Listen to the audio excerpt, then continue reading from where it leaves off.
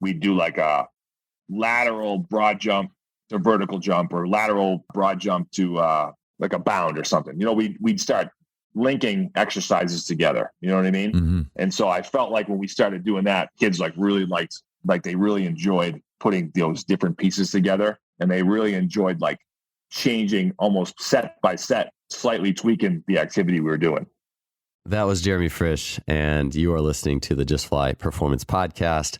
Thanks for tuning in to another show. Absolutely love and appreciate you guys, and thanks for being here for this episode. You guys got a good one headed your way. Jeremy Frisch is our guest today. He is the founder and performance director of Achieve Performance Training in Clinton, Massachusetts. He has been one of the absolute biggest influences in how I see and connect, or I should say how I see the long-term development of athletes, especially on the level of youth sport training and that developmental process from youth into scholastic and beyond.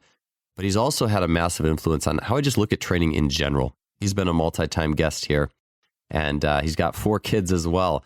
And so in addition to being in the strength and conditioning setting, he's also done a ton of youth sport coaching. So between all of his areas, and he'll also talk about adult fitness today on the show, Jeremy just has that swath, that spectrum of experience and knowledge. And so he'll be talking about that today. He'll get started by actually talking about how his other coaching has impacted his adult fitness classes. And so you can kind of see and look along that spectrum and see the tweaks and adjustments and how he treats that population.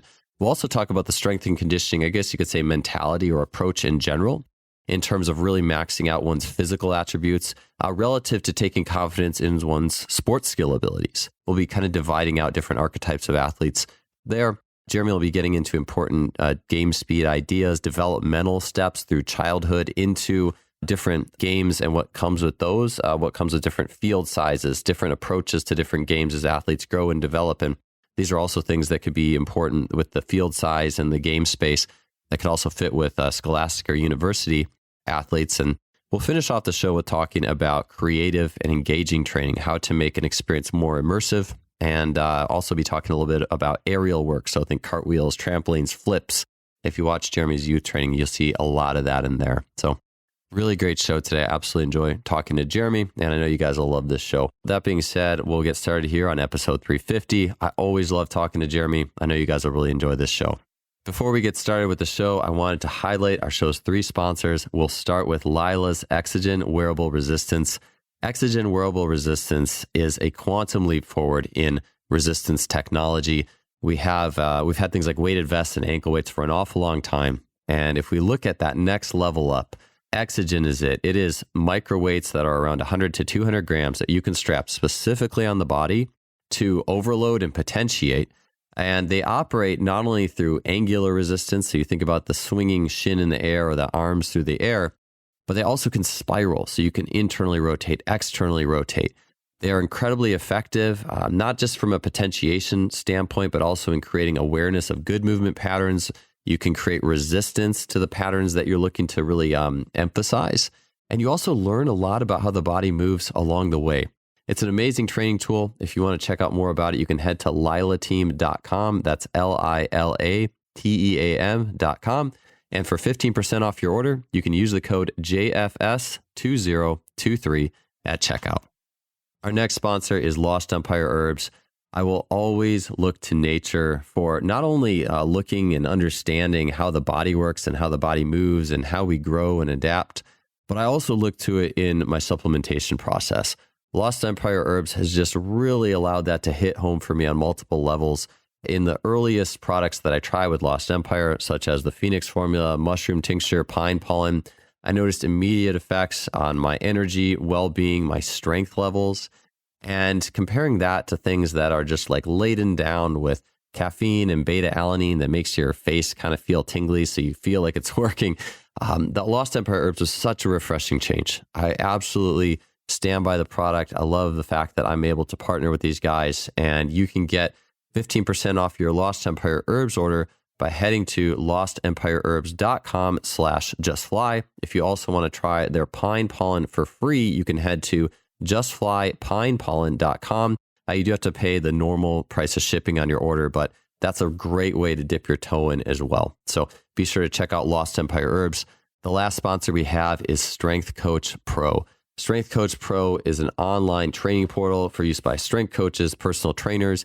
If you write programs for clients and you want it to be delivered to them in a digitized, professional manner and have it done with no recurring fees, so you pay one time and you get the software for life, then check out Strength Coach Pro. You can check it out and book a free demo by heading to strengthcoachpro.com. That's strengthcoachpro.com. All right, let's get on to episode 350 with Coach Jeremy Frisch. So, Jeremy, the first question I have for you, maybe a little bit different than typical like play, sport, athletic performance, but in watching all your videos, you see kids just flying all over the place, jumping through hoops, obstacle courses, playing, but you also do adult fitness. And so I'm curious, and it's, to me, it's such an interesting thing to run that full spectrum, but in light of all the play-based things that you do with the youth end of the performance, what do your adult classes look like? Yeah, so we do a fair amount of, I wouldn't say we play a lot, but I would say that we definitely like get on the floor and move around and try to do similar type of movements that you probably see the kids do. You know what I mean? So, we take out the balance beams and have the adults do various, variety of exercises walking across the beams. They might be like a low lunge or like sideways, walk kind of laterally in a half squat, holding the ball over their head, like something that's, I don't think with adults, they really want to play a game, but I think what they do like is a challenge and something different than they do on a typical day. You know what I mean? So bear crawling across the planks. We have that obstacle course thing with like the planks that go like up and down. So we'll have adults doing forwards and backwards bear crawls on there. And just by like taking the surface area and making it smaller than you typically do with on the floor, you're making it more challenging, and they eat that stuff up. They love it. So, and we'll still do things like, we'll take the heavier medicine balls, like the slam balls, and we'll have them do throws for height or distance, mostly distance. And we'll send, like, measure them, and they put a cone down and try to beat their score. You know what I mean? So it's some type of like, sort of goal oriented type exercise there. But also, we squat and kettlebell swing and press and deadlift and row and things like that all the time. I do a fair amount of like hurdle mobility stuff. They seem to really like that type of stuff, like stepping over and ducking under and crawling under. And, they really enjoy getting challenged, doing like just basic like sprints and shuttles and some of the things we would do maybe conditioning wise with our athletes. They enjoy that stuff as well. Sometimes we'll do medicine ball throws off the wall, and I'll take out the radar gun and be like, you just hit 10 miles an hour. Let's try to hit 12, so it forces them to like try harder, and instead of just being so monotonous all the time, so yeah, I think I've always enjoyed doing adult fitness, especially the groups, because the people there are always like willing to kind of listen to what you throw at them, and they're always looking for a challenge. So you can really mix up the type of training that you do, for sure. Yeah, I was just thinking too about, I forget if it was this was a news segment or something, but it was a guy whose job was just like demolition. Like he just had a sledgehammer and just break apart sites that down or whatever. And he would just get random people walk by and say, hey, you want to take a few, or they'd ask to take a few hits, and like, can I break this? I had a tough day at work. And like, but when you were talking about that, the segue is where you're talking about the medicine ball. And as soon as you mentioned medicine ball, I was like, I bet some adults would really love like whipping that thing against the wall as hard as they could, like that would just be such a, not just physical, but like a mental and emotional thing that like, wouldn't everyone love doing that? It's just fun, especially with the radar gun. Yeah. They love, that's a big one. That's always like, they love to be able to like, just have something that you can throw and just like let loose. There's some type of, I don't know what it is, but there's some type of, stress release there when you really like just put your whole body into something. So I'm a big fan of using medicine balls with the older, with the adults, for sure. We do a lot of stuff on one leg. We do like your basic, like the old Burton Gambetta stuff with chops and circles and, doing those type of things. We always do that stuff in warm-ups. So, I mean, we got in the gym, we have so many different varieties of medicine balls as well. Like the ones with the handles on them, the slam balls that are a little heavier, which I love those slam balls too, because it's like with the younger kids and the adults. So like my adults and younger kids probably don't do any Olympic lifting. Like they're just, both ends of the spectrum, right? The kids are not ready and the adults are probably past that mobility wise. So it's like, well, what can we do for like power development and sort of an introduction for kids, but also to be able to continue to move something fast as you get older to keep that kind of power element in their program. So we have, those slam balls that are 15, 20, 25, 30. I mean, we get them all the way up to 50 pounds. We'll do like heavy squat throws, just have them launch the ball in the air, just explode. You don't even, their feet leave the ground, everything you got. And it's probably only going to go 3 or 4 feet high in the air. And then it hits the ground and they do it again. So I really love those for those two types of population, because, it's really simple to teach and they can just crank away at it. And it's like, you get like an adult throwing a 30-pound, doing a squat throw, everything you got, 5-6 reps, they're huffing and puffing when they're done with that set. You know what I mean? And then you can also like pair it with like, we're going to do 5 squat throws with this heavy medicine ball. And then right after that, I want you guys to do 8 squat jumps with no body weight. So you're doing some type of like, you can continue to do complex training with adults, and it doesn't have to be super complicated or dangerous. You know what I mean? And then the same thing with the kids. It's like, all right, well, we're not going to teach you how to Olympic lift yet, but this is a great segue into those type of activities. We've done things where we had like squat throw with the heavy ball. Then we moved into like maybe a dumbbell snatch. Then we taught kids how to do like a kettlebell swing. And then eventually we taught them how to like get in, hold the bar and learn how to do like a basic hang clean. Right. So there's an easy progression that you could probably do that progression over like 3 years if you wanted to. Doesn't matter. But, so I'm a big fan of those type of activities. Yeah. I like what you said with the younger athletes and the older ones not doing the Olympic lifts, but it makes me think about, well, find the thing, whatever it is for them, find the thing you feel like you can win at and do well. And it strikes me that, if you got like a 9-year-old athlete, they're not going to win at learning a clean, they're not going to love it. Like they would love throwing a ball as far as they could, as high as they could, that's much more meaningful. And I even look too, like a lot of adult fitness classes, you'll see a lot of them doing like, hey, we're going to do box jumps, but you got to pull out like a 12-inch box. It's not like that much fun. It seems like it'd be more fun than doing that repeatedly to at least chuck something that goes higher or further, and that you can impart more velocity into than just jump on this box that's not very high a bunch of times or something. I mean, I don't know. I don't run those types of classes that often. So maybe it is that fun for people, but I know for me, I would much rather, if my jumping wasn't great, but I could throw a ball against the wall really hard or really fast or something, it strikes me that would be a little more meaningful or enjoyable for where I was at. I could win it. For sure. I think I could win. Yep. Yeah. We definitely replace box jumps with adults with step up jumps. Way easier to teach. And again, you got to do both sides of the body. So you're getting, double the reps too. So they seem to like those way better, and it's easier to learn. And you can vary the height. You can use 1 box, 2 box. We have some people that use the bigger boxes, but that seems to be another great exercise. Instead of box jumps where you could miss and destroy your shins and have a whole host of problems, step up jumps don't seem to cause that problem. And you're still getting that fast kind of push off the ground and getting up in the air. So yeah, I'm not a fan of the kids do box jumps, but the adults not so much. Yeah, I think it's so cool how you train such a spectrum, because it's like what almost everybody sees. And again, most of the show is going to be about youth training or game speed or developmental, scholastic training, that type of thing.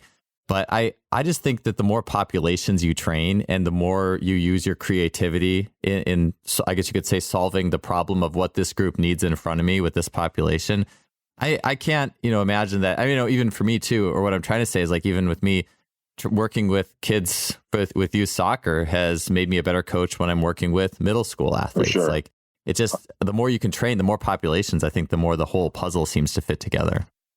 Yeah. I feel like at this point in my career, I could walk on the field with a football team, a college football team, and like kind of bullshit my way through a warm up and stretch and a speed session pretty easy. And they would probably have no idea that I don't do that all the time. You know what I mean? Mm-hmm. Same, but I feel like I can do that with a 6th grade soccer team, or a bunch of little kids just playing around. Or I feel like having been a strength coach in the college level, I got that experience, and then working with plenty of high school kids. And then I worked my way down over the years, and then always having that adult component. I don't feel like I have trouble with any sort of group. If you Joel, if you took me and stuck me in with the unprepared to say, hey, I'm going to throw you in this group today. I feel like I could get through it and it would not be a disaster, so it's good. I think that's a good, that's what I try to tell any younger coaches that come through our doors, try to work with everyone you can and get as much experience. You might not love it at the time, but realize that the group that you're working with is going to make you a better coach down the line. Yeah, I totally agree. I like the idea too of, strength and conditioning is more of a generalist thing than it is a specific thing. And I feel like as such, it's not just the means that you're using and having a generalist mentality to learning a lot of different skills, a lot of different lifting skills, but it's also the skill of being in front of a lot of different age groups and needs. And it's like, it almost more so than I think trying to really hammer the specifics of what a group needs over and over and over again. By just doing different groups, you start to get an intuition that kind of goes beyond just looking at the specific problem again and again and again. It's like you can finally get outside your bottle or your box, and by getting outside the box, you actually see, it's like you look back into that box with a new light. Yeah, I think, kind of like what we were talking about earlier, I think one of the problems right now, because I think youth conditioning is exploding, right, is that an organization might take on that type of training or that type of program without any experience or knowledge.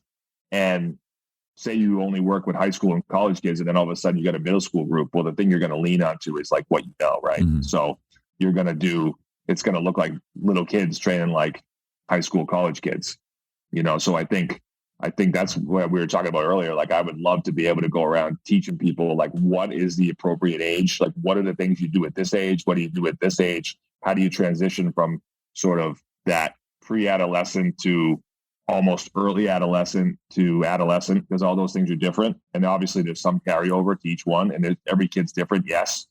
But there's definitely a significant difference in those time periods, So I feel like we were talking about earlier, that would be my dream, to be able to get with people and organizations and groups and show them the different ways that you can approach train at different age levels.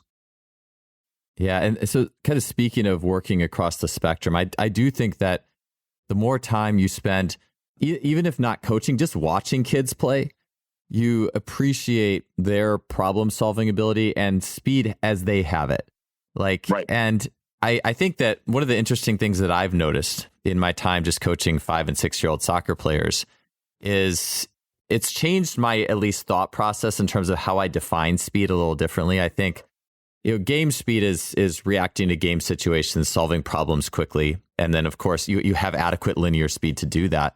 But when I watch kids play, and I try to think of why this is, and I know we were talking about this for a little bit before we pushed record, but the kids who are good on the 5 and 6-year-old level, like, they aren't just faster if you put everyone in a race, and they might not actually be that much faster than the other kids, but usually they are. But it's not just that. They do everything faster. Like, they get on the ball faster. They react faster. Like, literally every single thing they do, not just running in a straight line, has more speed to it. And I'm just at the tip of the iceberg with that. Like, I'm only seeing this from, the perspective of here's 5 and 6-year-olds who already are just generally wired and making decisions faster and moving faster and reacting faster than the other kids. And I asked myself, well, where did this come from? The genetic proportion, did you just grow up playing and reacting and doing these things already more than other people? And then how do you see that as these athletes get older, as they are 10, 15, they get into college? So I guess my question for you is, what are your thoughts on how you observe speed in young athletes, and then how that changes as they grow and they mature and they get older, and how that's impacted your definition of speed? Well, it's funny. I've seen kids all over the map. I can give you an example. Like when my oldest son was like 3rd grade in his football team, he was the fastest kid on the team. And then I can tell you by 6th grade, 7th grade, he was probably middle end of the pack, speed wise, because his body changed, which happens a lot with boys. They tend to grow out before they grow up. And now he's, hit puberty, found the weight room, his whole body changed. And now he's he's bigger, stronger, and faster than most of the kids that he plays with. You know what I mean? He's one example. But then I have another kid who just been fast his whole life. You know what I mean? He's just a kind of wiry and skinny, And, he's the second child where he did everything the first one did. So he followed him around doing everything and just sort of observed and picked up on things. And so he's just been fast, just right from the get-go. He's always been a good mover. And I think when you have a kid who's kind of observes things and picks things up, and then they try those things out often, they become even more coordinated and they become even faster. And then they put that speed that they have and that coordination into like playing with their friends and their sports and things like that. And it sort of just kind of adds up and stacks up on each other, where you have that kid who's just kind of fast all the time. You know what I mean? He's like, I guess you could call him a gamer, or hey, have good game speed. And so that's, I think it's really, there's not one set way where you see speed develop linearly across the board. You see it go up and down for some kids, and you see other kids who are just from the get-go fly around. I will say that I think that parents sort of may not know of or miss, like, those first few years of life can have such, and this is just my opinion, having 4 kids and just working with so many kids over the years and always asking questions to the parents. But, you have an opportunity when a baby's born, you have an opportunity to put them in the right environment to be able to learn how to become a competent mover, right? So, for example, putting a baby on their belly, right, on floor time. They just grew in their, for 9.5 months, they have no muscle tone. Their nervous system still developing, right? That's the best way for them to be able to sort of figure out their environment and get stronger and fight against gravity. And that's like floor time, belly time. You know what I mean? And I know some pediatricians talk about that you need to get your kids to do that, but I don't think they push it enough. There's his name was Ian Hunter. I read this book. He's like a therapist that helps people after having strokes. And he has this one line in his book. It was called "The Floor is the Child's Neurological Workshop." It's a great line, because it's true. Like, when you put the baby on the floor or in an environment or like a playpen or whatever, and you just leave them alone, they're going to figure out how to like lift their head and push off the ground and reach and move. They're going to figure it out. They're gonna. So the more you do it, right, the more opportunity you give them to do those things, instead of like, putting them in a jumper or a swing or any of those things that confine them. The more you do that, the more time they're going to spend in those early years when they're really developing at a rapid rate to develop their nervous system. You know what I mean? And so I think there's those first 2 years of life, you can do so much as far as like, and I'm not talking about like, hey, I'm taking my infant, I'm going to make him an elite athlete. I'm talking about making them a competent mover so they can go out in the playground and run around with their friends. They can ride a bike. They can learn to swim. They can just enjoy their life and not be scared to try things and do things physically. You know what I mean? And if they're able to take those things and play sports, great. That's fine. And then the other side of it is those first 2 years of life. Think about this. In 2 years after that, when they're 4.5, 5, they're freaking in school, right?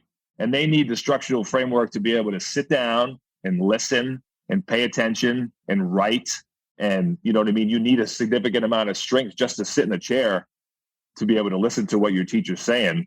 And you've seen kids, like I've seen it, like kids literally, like, they're so unattached proprioceptively that they'll like daydream and slide out of their chair. They'll fall right out of their chair. You know what I mean? They're not connected to their body whatsoever. So, I think those early years, those first 2 years, 3-4 years of life, if you can expose the child to as much movement as possible, like not wrestling like where you're hurt them, but, flip them upside down and letting them roll over and letting them climb on you and climb on the couch. Like you always talk about that, like your son jumping off the bed, jumping off the couch. Like you could either say, no, don't do that stuff, right? And never expose them to those things because you think it's dangerous. Or you can get involved and say, all right, we're going to jump off the couch. I'm going to stay here and make sure it's a fairly safe environment. And then what happens is they become more competent at doing those things, right? So that's why I love, like, there's a great line in, I I think it was like the athletic skills model book, or they got a new book out. It's more about physical education, but they were talking about like a crash mat. And like the great thing about a crash mat is it takes away I might get hurt because the landing is going to soften, the pad's going to soften the landing. Well, what that does now is allow kids to try a million different ways to land, right? They're going to flip, they're going to forward roll, they're going to, twist in the air. So think about what that does. That pad on the floor allows these kids to move in 1,000 different ways and to become more confident in moving in those ways. You know what I mean? So I think that if you can set up, and now we can get into the more like, sports and things like that. But if you set up those early years in life for them to become a competent mover, then you expose them to like the playground and recess and playing with their friends and pickup games and then sports practice. You have this great foundation to build on later on. And again, you might have kids that are a little bit slow early on, and then they'll pick up as they get older as they get more skills. And you might have kids who are just studs right away. But I think like one of the things that every human being can do, every parent can do, is you can allow your kid, give them an opportunity to become a competent mover in those early years of life.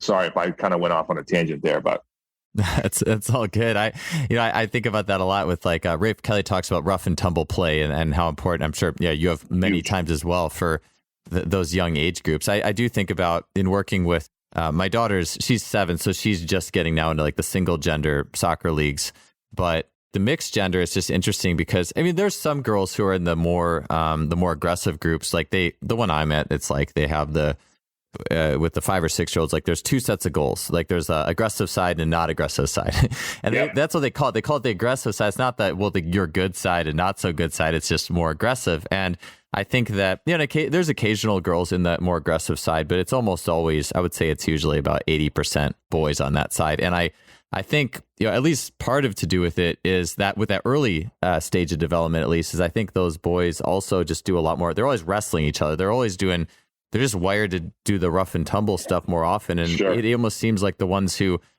have brothers and grew up wrestling more are the ones who are even more aggressive on that aggressive Sure. side. And, I think with the speed thing, I think, as at least as I've been around the youth and I think about this, you mentioned the crash mat where you feel safe, like you feel safe to try whatever jump you want. I look at like a lot of it, that game speed at that level. And I think it's at every level on a degree, but a lot of it's anxiety related because the kids who I see this with my own kids too, like they'll play a lot faster with me where they feel much more safe and then they go and play with other kids and they're anxious. Like they can't unlock what they have because there's more anxiety around it. But the other kids don't have that. They've probably, maybe wrestling has something to do with that early on. Just, just fighting people and stuff like that. And then, that's just a ball. That's fine. That's no big deal, And so I think about, when we talk about game speed or problem solving rapidly, I do think that there is an anxiety related, thing. Do I feel just safe to let loose here, and for sure. Yeah. Yep. I think too, it's like, you talked about it in one of your other podcasts, like how the environment growing up and how you are when you're a kid, like say you're sort of, maybe like you're active, but you're like sort of a step behind your buddies playing sports. And that kind of turns you into like a grinder, you get sick and tired of like being behind them. So you start working, you get this work ethic where you start working really hard. You know what I mean? And you also get smart where you learn to figure out what you do really well and you do it really, really, really well. Like I can give you a great example. Like my oldest son, he's 6 feet, 210. He's like, we have a tiny high school. So he starts on the basketball team. He plays like forward center, right? He can't shoot. He's actually, if you talk about anxiety, when he gets the ball, it's like a hot potato. he kicks it right back out to the outside because he doesn't want to shoot, right? But he knows he's bigger and stronger than most kids on the floor. And so he rebounds and plays defense like his life depends on it, right? And he's figured that out. Like he figured that out in like 7th, 8th grade. He's like, geez, like I can push people around. I can get a rebound. I can I'm athletic enough to move with kids and I can cover them. He's like, so it's like for him, he's worked extremely hard to like get big, get strong, and be good at rebounding and playing defense. You know what I mean? So I think there's some kids that like, they may not have the kind of show that you see, like the kids who score all the time, right? But they're good at figuring out like what they're good at, and then they put everything they have into it, you know? So that's been pretty neat to watch. Because my wife and I were talking about, like, all we wanted him to do is just like have fun and meet some friends and play. You know what I mean? And then he like had this change, his body changed, and that body is now able to, he can put it into use doing certain specific things. So whether it's rebounding or playing defense, or in football, playing tight end blocking, you know what I mean? So it's interesting to see the kids grow and the different phases that they go through and the way they develop in their mindset approach to sports and in life. Yeah, it makes me, that type of example makes me think about like Dennis Rodman, the ultimate, it's almost like the ultimate, I'm going to play and own my strengths, like defense and rebounding. And his team, that's what made the Bulls are a huge component of it. And I think his, his coach appreciates it. I think everyone watching appreciates it. Like, there's like a kind of a sort of, you got a guy just to, we bought him a hard hat just as a joke. It's like, a hard hat and a lunch pail, like he's going to work. Like, you know what I mean? That's his job. His job is to push guys around and get rebounds and like do the dirty work. And, I love that he's embraced it. You know what I mean? Yeah. So that's that kind of, we talked about like the spectrum of things. Like you got you kids, like youth or toddlers or babies, interacting with the floor, moving up into youth, moving up into the scholastic realm. And yep. I do think about like when people categorize like game speed and agility, you have like, mirror, react, dodge, score, like those Nick DeMarco's categorizations. And I think about on the early level, like you want everyone to be good at everything, like you want to be able to kids not have, especially with like kids soccer, like just overcoming anxiety and having confidence to score, in soccer, sure. It's easy. That's a big thing you want people to be able to do. But I guess I also think about, at what point do you start to understand, like, this is my strengths, like, this is what I meant to do in this context, like, and kind of finding that over time. I mean, when I'm working with younger kids, I just want them all to be able to basically do everything, and I think we'd all probably want that.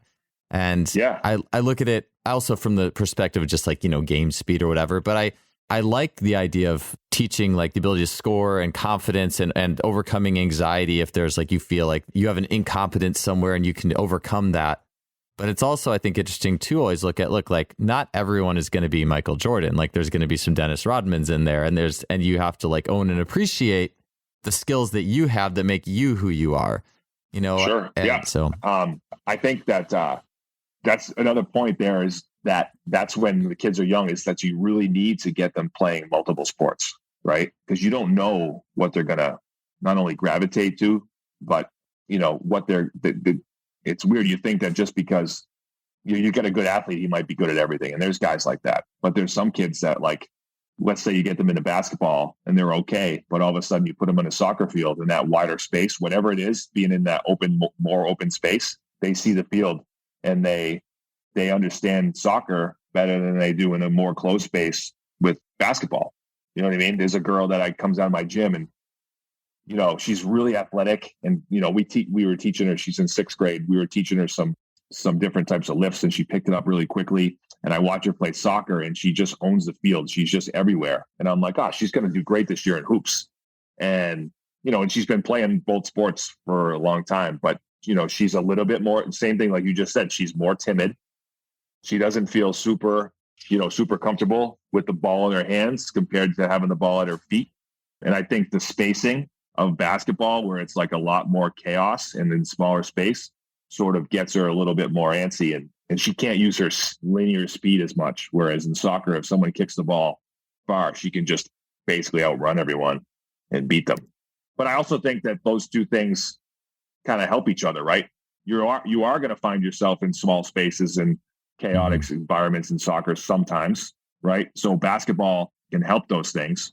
And vice versa. I think there's probably points like fast breaks and stuff where you're flying at hoops down the court, where, soccer can help, as far as like developing speed and and just the ability to sprint, fly down the court in a straight line. So I think getting kids exposed to all those different sports at an early age, you give them an opportunity to see what they like and what they're good at, but also develop multiple skills across the whole spectrum, which trying to tell people that it's hard. Well, being a parent, I figured it out. Like, here's the one thing that happens, I think, with a lot of kids. Let's say it's happened to us, like in baseball, like your kid's having a great season, right? So Little League goes on, you play Little League, and then you got the All-Stars in the summertime, and the kids just finish the season on a bang. They're hitting the ball, they're throwing well, like things are great. Like you're all sad that the season's over, right? So what happens is like, man, deep in your heart, you kind of, as a parent, you want them to keep going because they're really enjoying what they're doing and they're having a lot of fun with the sport and they're doing really well. And you think to yourself, man, if we just kept going another month or 2 months, we would even be better at baseball, right? Mm-hmm. But then the guy, like the professional Jeremy and me, knows like, no, like we need to play football. It's football season. We're going to play football this year. The kids like football. And when they get into football, they're going to love it. That transition, right? Leaving baseball into football. Yeah. The kids might like, oh, I don't know if I want to play this year. Like we always get that thing. And then 2 weeks into football, the kids are like, this is the best. I'm so glad baseball's over. Yeah. It was such a grind. You know what I mean? So it's like, I think though that happens a lot where the kids are younger, is like, you got a parent maybe that doesn't know and be like, oh yeah, like we had a great baseball season. No, let's sign up for fall ball. Right. And now they're friggin' playing fall ball. And like, oh, let's sign up for winter skill sessions. And then the next thing you know, you're playing baseball all year round. That's literally how it happens. Same thing with like soccer. He did so great in soccer this year. We're going to play indoor this year. Now we're going to sign up for outdoor soccer. And before you know it, you guys are playing just one sport. And I can tell you right now, like every season with the kids, my kids, like it's a hard transition. Like you're excited what they're doing and they're happy and they like really, especially when you get into like those all-star type games where you're traveling around and you're with the same parents and you're with the same kids and you just think like, oh, this is so great. And then it abruptly ends and you kind of want it to keep going. And so we've had those conversations with the kids like, no, we're done. Baseball's over. And now it's on to football. And nope, football's done. We're not going to Florida. We're not going to try out for any all-star team for football and pay thousands of dollars. Like you had your season, you did great. You know what? Now we're going to start playing hoops. And so I'm so glad we're in that transition. The kids just know now, but I can see it. I can see it happening in other families where like you get stuck on one sport. Yeah. One of the things, actually, Austin Yoakum had recently mentioned this, and I know he's really intentional about this in his training space, is finding ways for athletes to win. And like you mentioned, the girl who she feels like she's winning and probably is when she plays soccer instead of basketball, plays to her strengths. But also then on the flip side, you do need to find space for people to work on their weak points.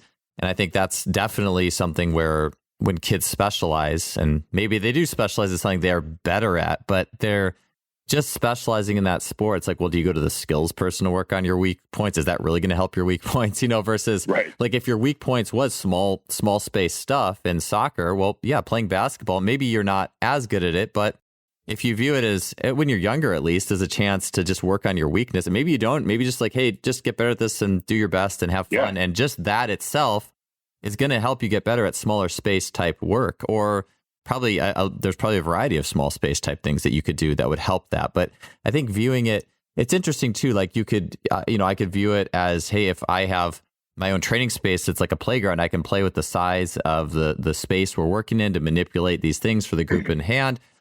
Or also just in the developmental process for kids, thinking of it in that perspective as well. Like, you got a kid who's just fast and does well in a big open field. Well, they're probably going to be good until the game gets tight enough that doesn't work anymore.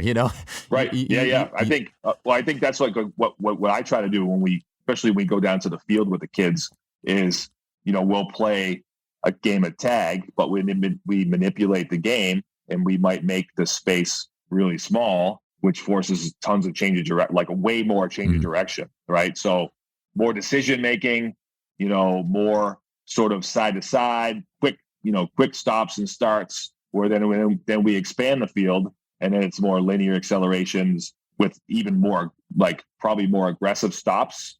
So you see those kids who are just studs being able to put the brakes on and go the other way. But it's also for the kids that aren't that way, it's a great training opportunity to learn how that feels to move really fast in one direction, to like really throw the brakes on and have to go the other way. So you can manipulate a game like that where, if you want to work on small space type stuff, great. And if you want to work on, if you want to expand the field and have them work more speed oriented type stuff or just linear speed type stuff, I think that's why, a game of tag is so universal, right? You can do so many different things you can work on so many different varieties of abilities, I guess. And we have a game called Powerball where you're going to like try to score a ball into a hula hoop.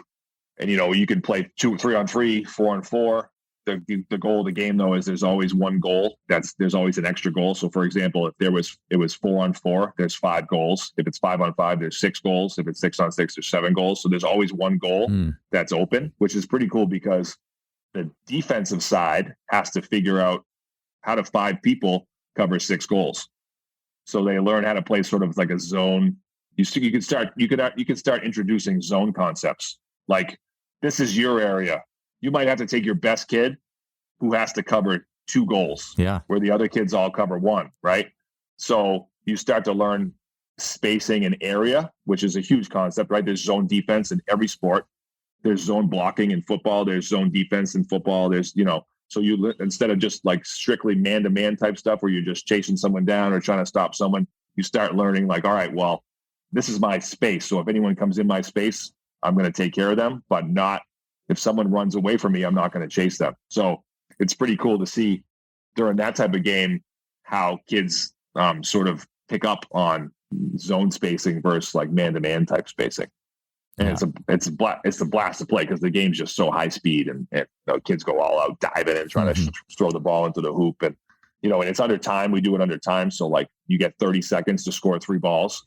So like the kids are just zigzagging left and right, trying to score at one end and then they go the other end. And, it's awesome when you see it all kind of happen at once. It's just pure chaos. But inside that chaos, if you put it on pause or slow motion, you can see the decision makings going on. And I do it all the time. I'll watch that type of stuff just to see what's happening. Yeah. I love, one of the things I love about training youth soccer, working with youth soccer, is watching kids trying to figure out how to make decisions on their own. Like I'll see a kid like kind of trying to play his own defense. You see him like looking, he's like 5 or 6 and he's already figuring out how to like watch, 2 players and try to figure out how to get, be in the middle somehow. It's like, and even if he's not in the absolute right place, like, I don't care. Like, I'm just glad that he's trying to figure this out. And, I think with this, just this show in general, too, I think, I don't necessarily want to have the whole thing about, off the offset. I wasn't thinking, oh, well, let's just talk about sports strategy the whole time. But like we said at the beginning, like the more you understand about everything,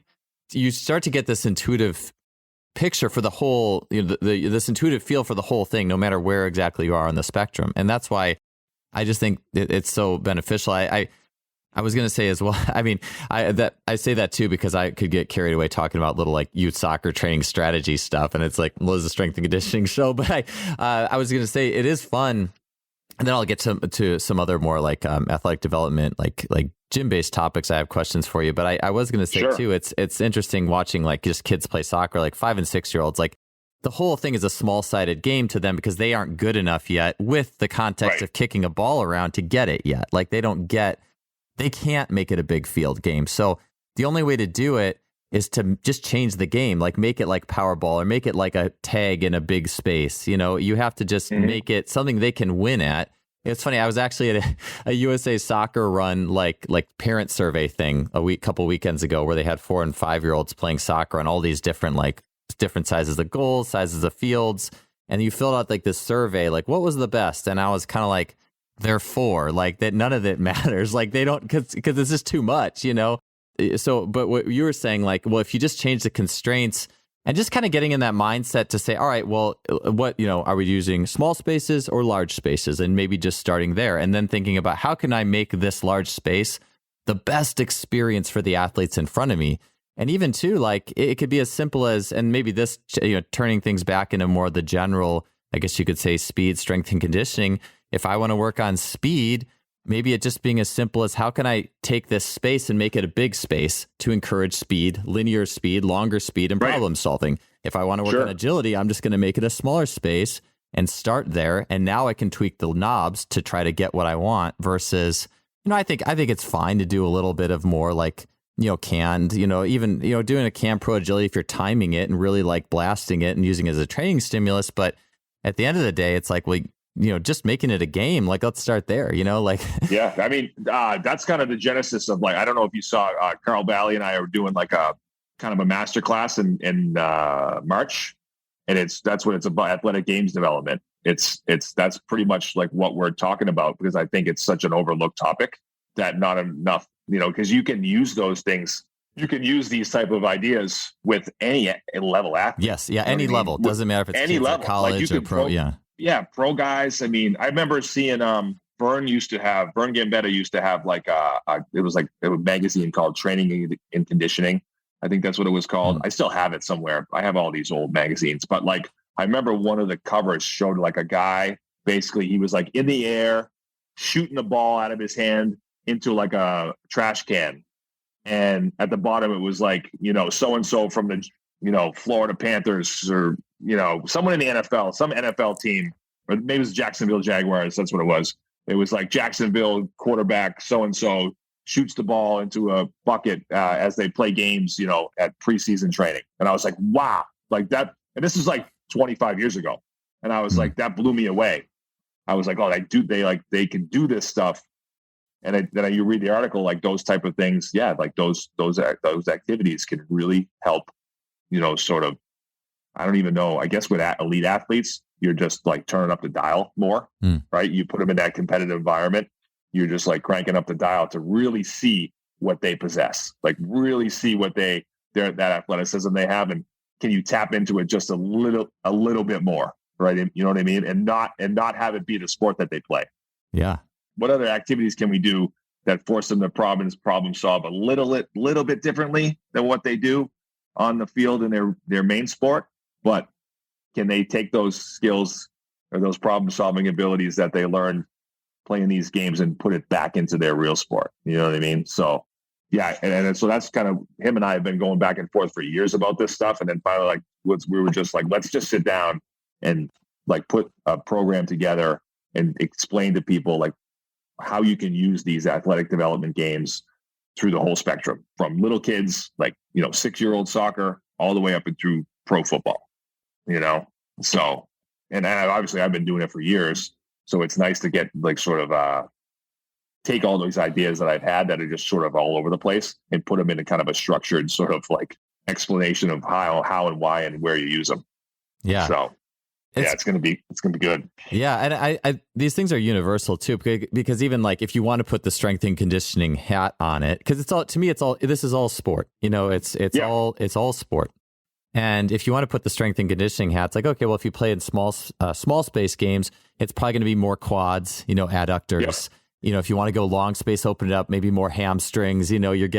You are working different muscles too. And if you want to, you could even periodize your week based off of the space of the space you're working in. I just think it's, to me, the idea of using like space and opening up space and finding a way to win, creating a way that people, it's not too complicated. People get the point and they can problem solve.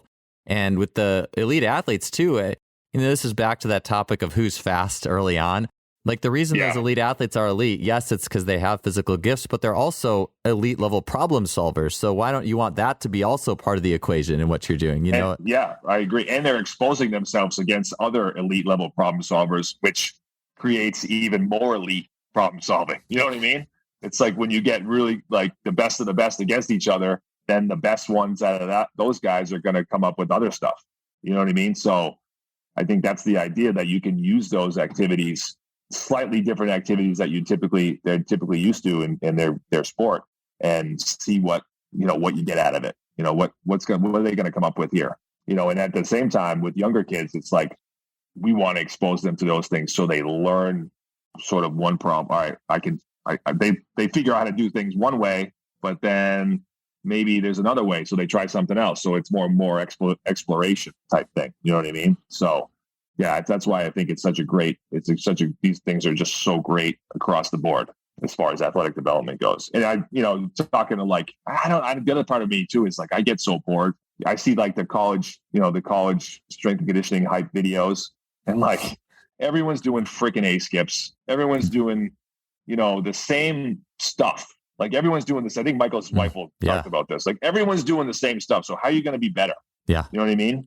And it's like, I get the same way. Like I can only do so many A skips in the summer and the same warm up. You know what I mean? I just can't.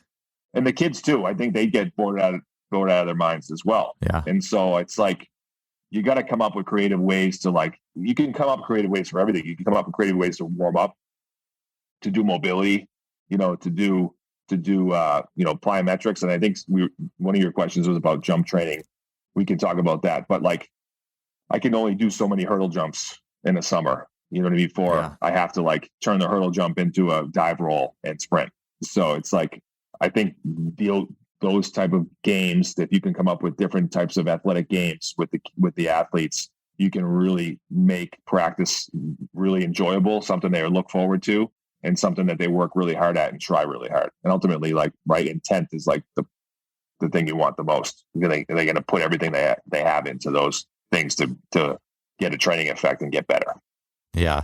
Paul Cater, who's been on this podcast, has said that when things become too, like, I guess you could say canned and scalable, like, hey, these guys are doing this exact drill and this exact setup, and then you try to scale it, there might be some good things in that specific drill, but it kind of loses its magic when it's too predictable. And it's like, that's where having like some concepts that you can be creative with can keep that game-like nature going, that spirit that keeps things maximally fun and engaging throughout a practice. I miss COVID, honestly. I do, because like we couldn't be in a gym, so we were outside with so many athletes, and you had to get so creative. And so, whatever I could fit in my truck was like medicine balls and hurdles and some sticks and things like that. And even in that realm, like we would do like in a workout, I would do like a medicine ball vertical throw, like a scoop toss, right? So we do something in that kind of like sagittal type movement, right? And then we go right into like a hurdle jump.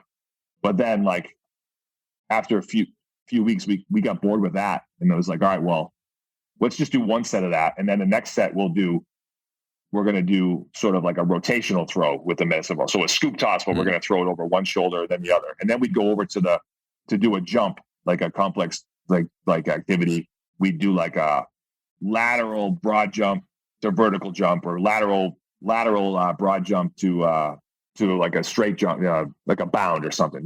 We'd start linking exercises together. You know what I mean? Mm-hmm. And so I felt like when we started doing that, the kids like really liked, like they really enjoyed putting those different pieces together, and they really enjoyed like changing almost set by set, slightly tweaking the activity we were doing.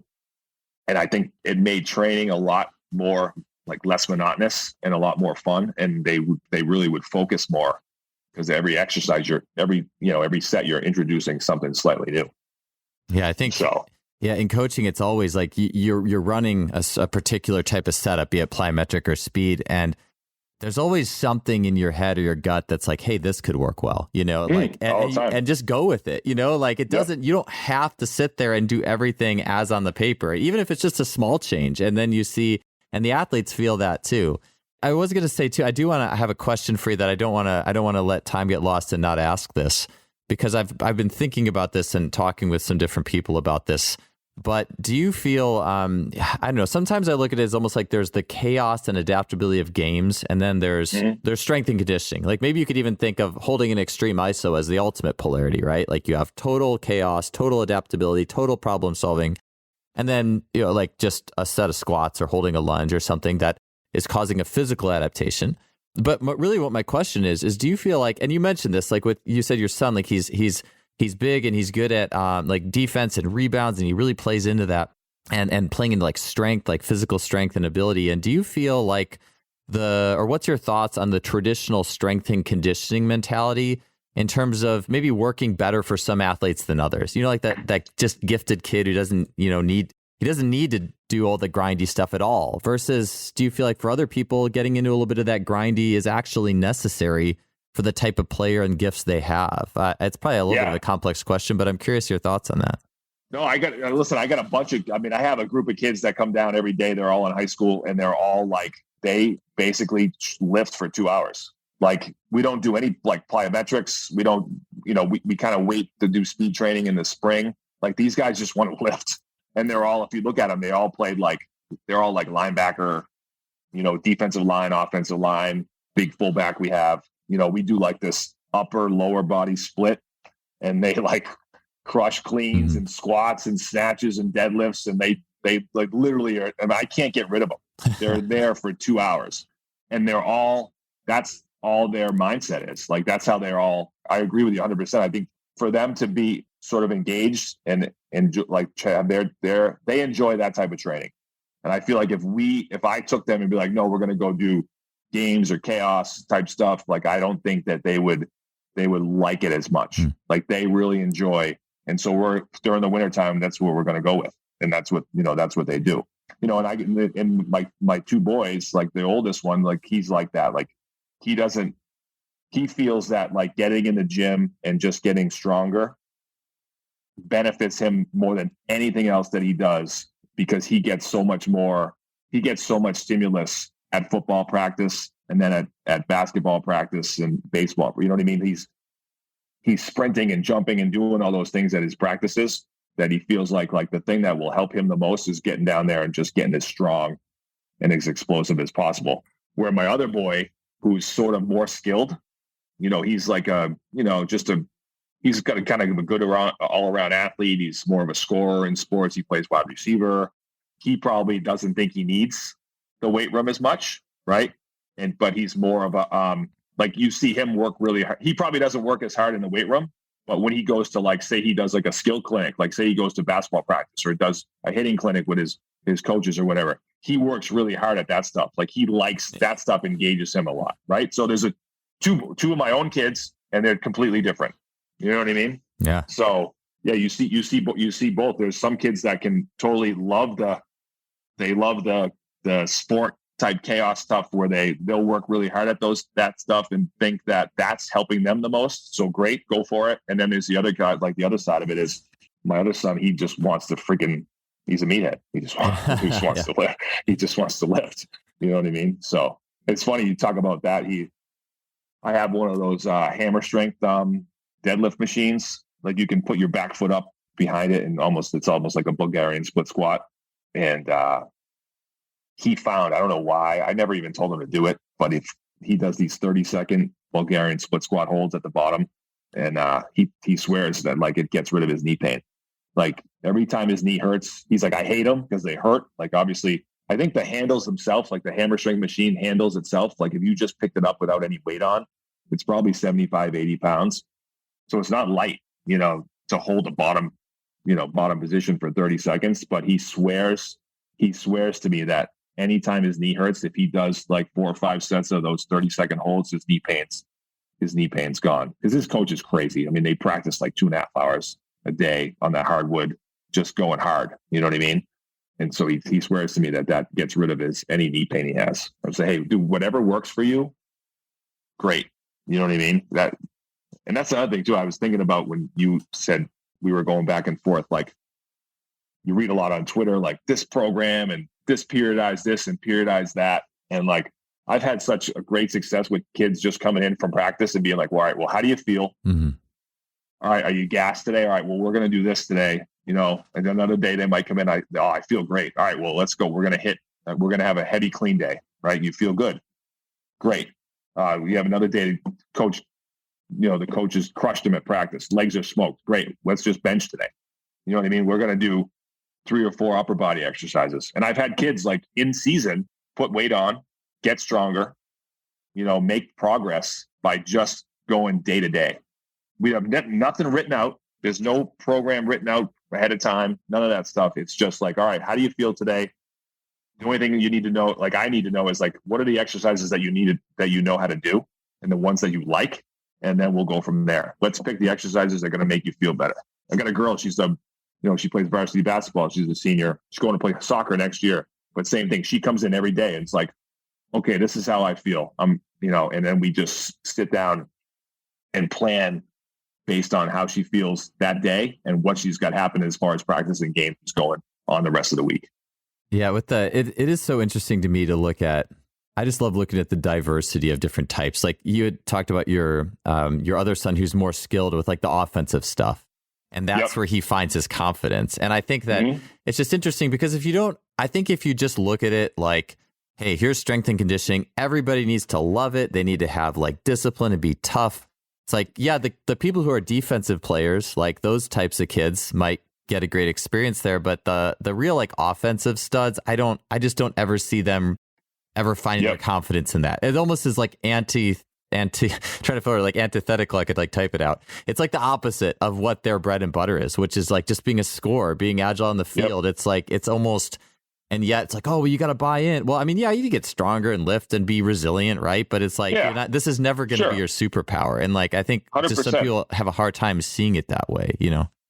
Yep, I agree with you 100%. It's like, for him, it's like, all right, well, if he comes down, like, let's do, we're going to do some squats and cleans and, like he just does like a few sets of this and that. And he gets really bored really quickly and he wants to get in and out and he wants to go do other stuff. And I'm totally fine with that. I don't ever be like, dude, you need to be like your brother. Like you need to be like, cause he's not like, cause when he plays his sports, he's successful. He's been successful so far doing those things. I think a lot of it too is just growing up and being in a gym and running around and doing flips and cartwheels and climbing on stuff. Like that's obviously a huge part of it. But at the same time, like I want him to be happy and gravitate to and do the things that he gravitates towards and finds enjoyment in. So, if the weight room, if he doesn't love the weight room, like, get stronger, do a couple things, but you don't have to live here. Not at all. Go do the stuff that is going to make you happy and make you play better. Yeah, I love how the interconnectedness of so many of these things, like even in the podcast I was doing with Julian Pinot, and I think Richard Chavis might have touched on this a little bit, but even the relationship of like body types and where your muscles are and your personality. And like, I just think that it's so cool to be able to look at an athlete and be like, this is your superpower. And these are all the things that help that superpower. And yet just do enough of your weakness that you stay balanced, that you don't become imbalanced, that you have what you need. But I think I'm always so intrigued too, because sometimes I feel the pull to swing the other way in the sense of, and I think a lot of it's based off of myself, where I was more of a defensive, I was better at defense because I was so invested in my physical fitness and my physical abilities. But I had offensive ability, but a lot of it was masked because of anxiety in particular situations. Like I could be an all-star offensive. I could go to the YMCA and just, even with people who are pretty good on the other team, and just crush it because the environment was not.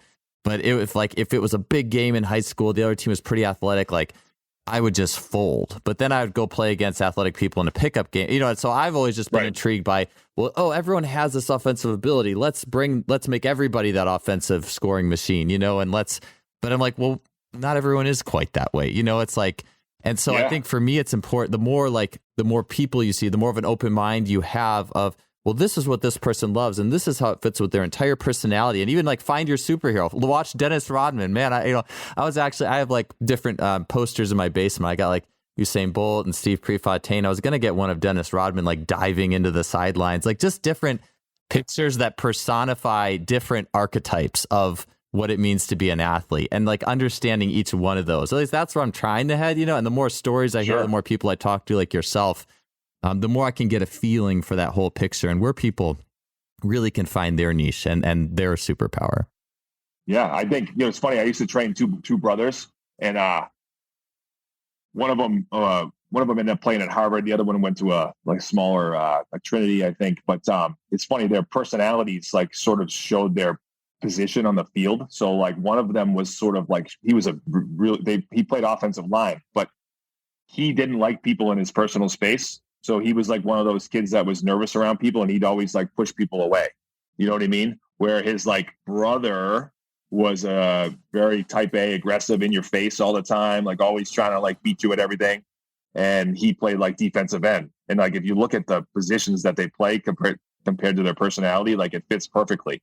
Like this kid, his job is to like protect the quarterback and keep guys away from him and his quarterback. Right. And then the other brother who was like really aggressive, like played defense. He was like a shark on the field. He just wanted to run people down and tackle them.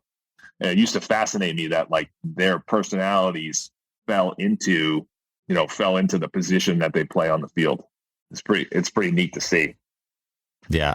I love how it's all connected. And it makes me just excited for as I continue to, coach. I hope I coach more than soccer too. I'm like, it's just convenient right now. And I'm like, oh, am I just falling to convenience because I have other work to do in coaching soccer? Like I want to coach other sports as well. And just see how personalities fit within all these sports.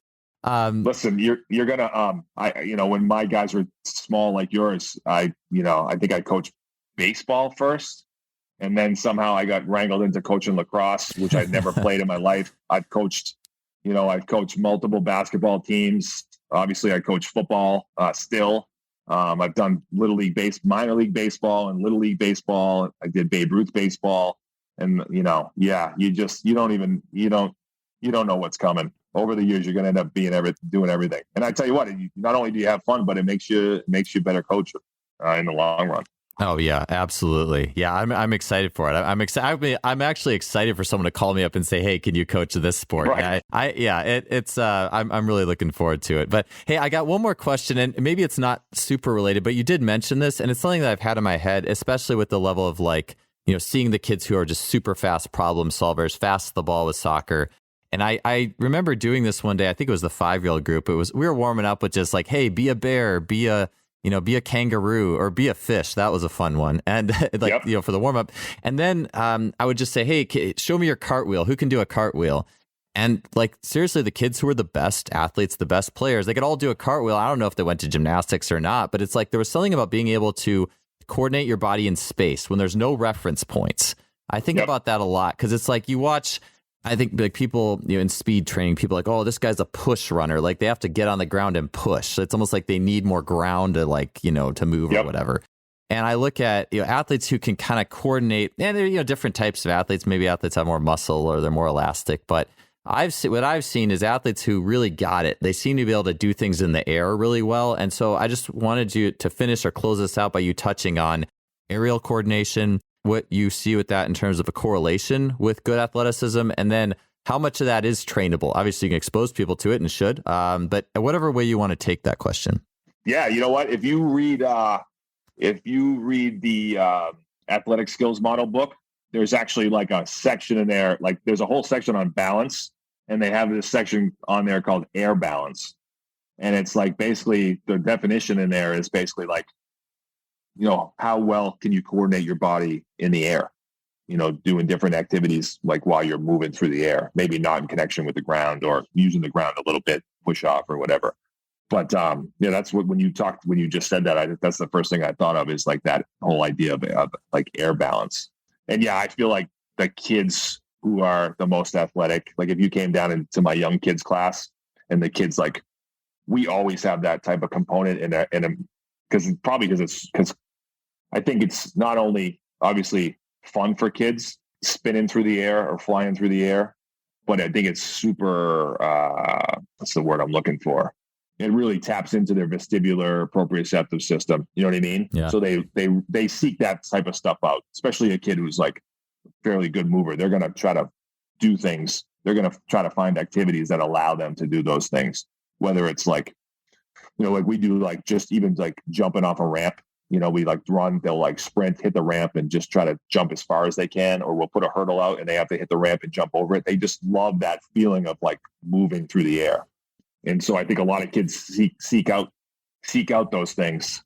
And what I see is the kids that are the best athletes right away are usually the kids who can manipulate their bodies through the air all the time. So many kids I can think of right now that come down to my facility right now. We do a lot of jumps onto the crash mat, and these guys can, you'll see, and it's funny too, they'll change, they'll do a front handspring, and then that'll feel comfortable. So then they'll hit a front handspring, and then they slightly do an aerial twist, and then they'll do a full flip. And it's those kids that seem to have a good idea of the space, where their body is in space.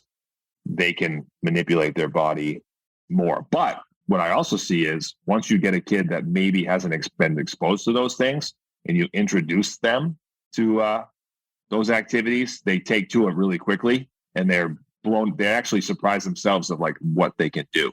So I see it all the time. A new kid comes to the gym and he's never done he's never landed on a crash mat or anything. And he does his first rep and he jumps over a little mat and lands on the crash mat. Oh, that was fun. And then the next time they they get a little bit more bold and brave.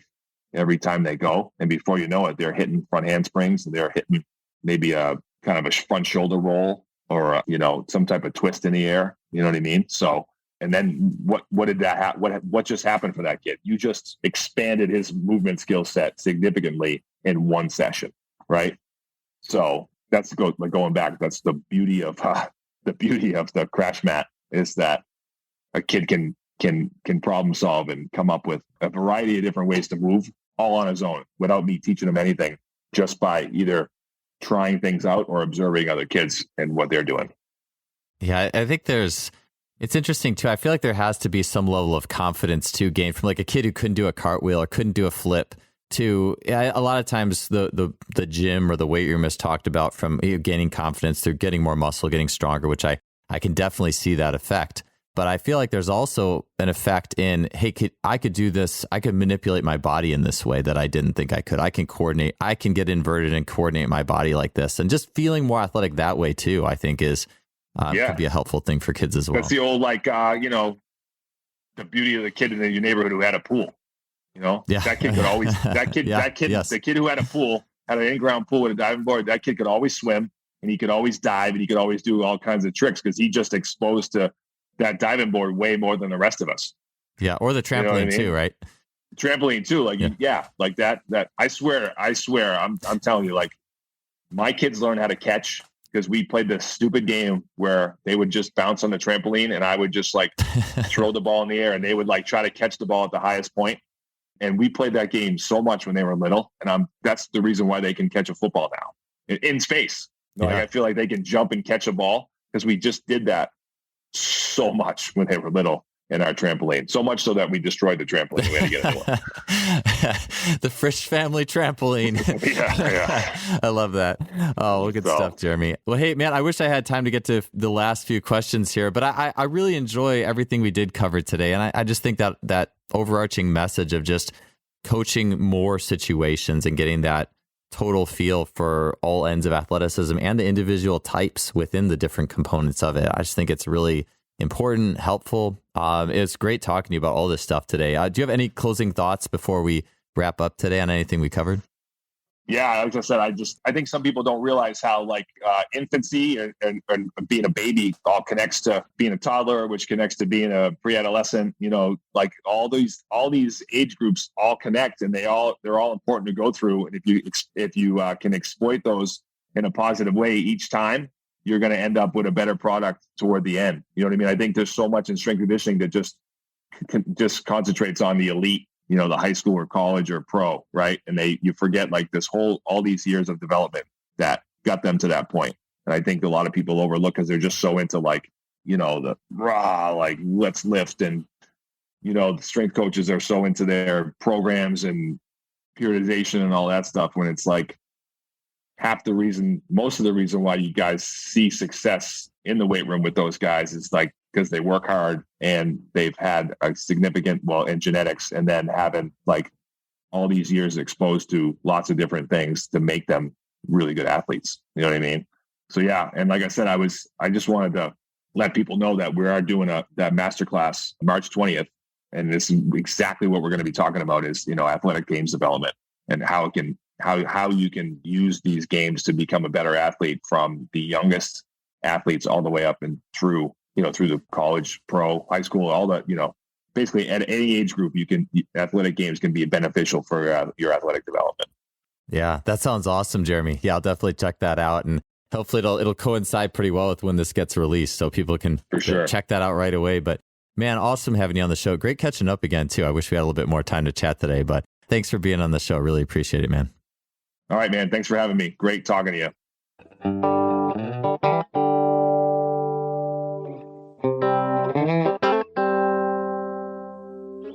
Thanks for tuning in to another show. Appreciate you being here. If you enjoy the show and you like what we're doing, feel free to leave us a rating or review on Spotify, iTunes, whatever you're listening to. I'd absolutely appreciate it. We'll see you all next week.